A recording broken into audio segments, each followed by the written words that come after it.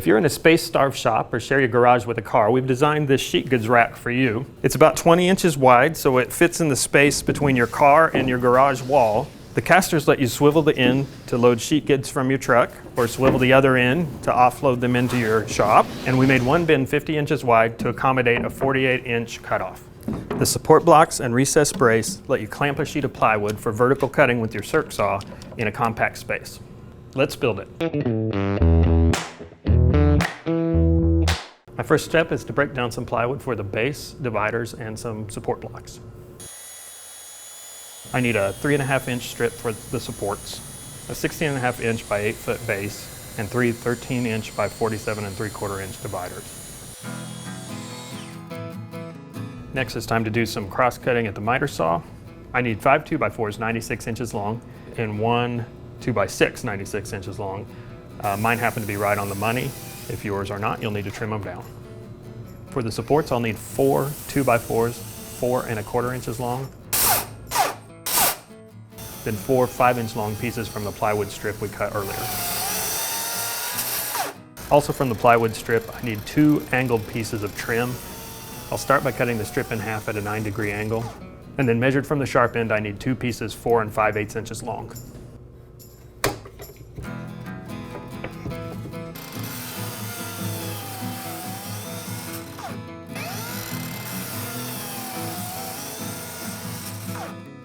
For cross supports on the base, I need 6 2x4s 15 inches long.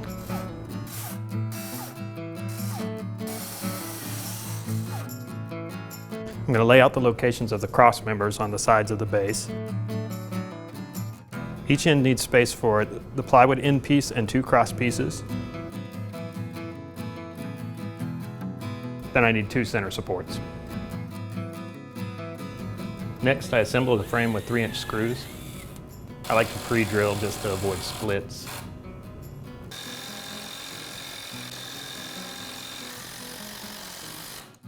Then I'm using my plywood base and clamps to keep things aligned and to remove any bows in the dimensional lumber.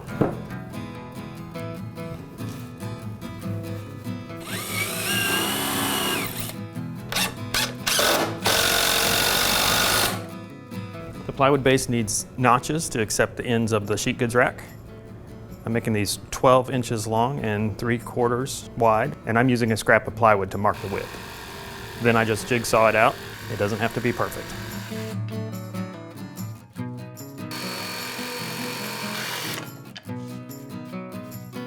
Now it's time to attach the plywood base. I use a framing square to lay out my screw locations, and then I attach the base with 2-inch screws, keeping the notch flush with the ends of the frame. The ends and divider need an angled cut on them. I'll measure over 5.5 on the top edge and cut from there to 0. And because the center divider rests on the top of the base, I'll measure the thickness of the base and cut that length off the bottom of the divider. So this is my center divider, and it will need notches to accept the horizontal supports, and those are 2x4s that'll run through the structure here. And so I'm going to just use one of my support blocks here and trace around it to make those notches. We're going to separate those by about 16 inches, so we'll come down 19.5. Do another one.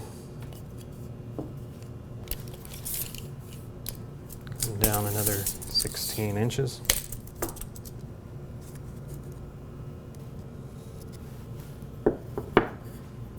There's one more on the back, about 22.25. We're also going to radius this corner. The plan calls for a 3-inch radius. That's not really critical. It's mostly just because this is going to be about eye level and you don't want to stumble into it with your eyes. Probably just go get yourself a coffee can lid and trace around that. But if your radius was critical for 3 inches, you would just make yourself a mark at 3 inches. Make yourself another mark at 3 inches. We'll extend those.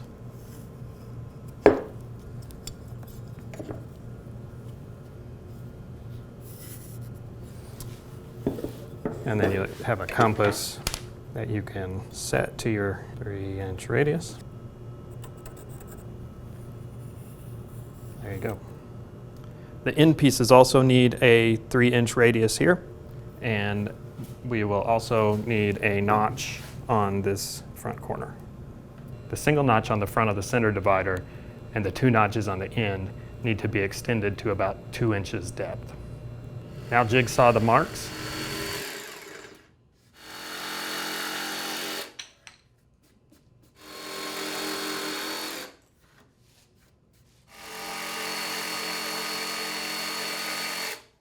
I stack the dividers to smooth out the curve with some 80 grit sandpaper. I clamp the end pieces in place with the bottom edge flush with the bottom of the base. I'll drill and attach them with 1 screw and then plumb them with a framing square and then finish attaching them. And then just add the trim piece with screws. So for those of us that don't have 3 hands but need to work on kind of a large awkward project, here's a little tip for you. If you have 3 hands, you can ignore this.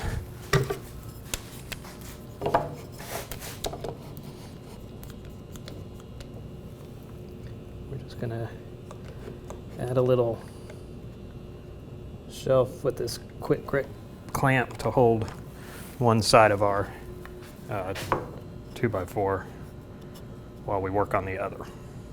I attach the top piece with screws flush to the corners of the end pieces.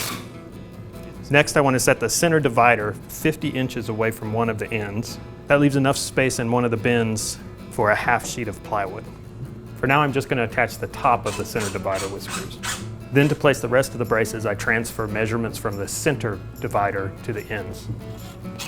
Each brace gets attached first to the center divider at that 50-inch mark. I had some pretty squirrely lumber, so aligning the ends to their marks and flush was quite a challenge. So I used a mallet and clamps to pull it into place in order to drill and screw. With the cart on its side, I transferred the location of the center divider and added some screws into the bottom. Then I marked and drilled for casters, and I attached them with lag screws. Attach 5-inch long scraps of plywood to 4 1/4-inch long scraps of 2x4 to form cleats. Screw those cleats along the bottom edge of the scrap bin side of the cart to create a stand for cutting sheet goods. There you go. Stack it up, roll it out of the way, and you've got plenty of room to build your next project.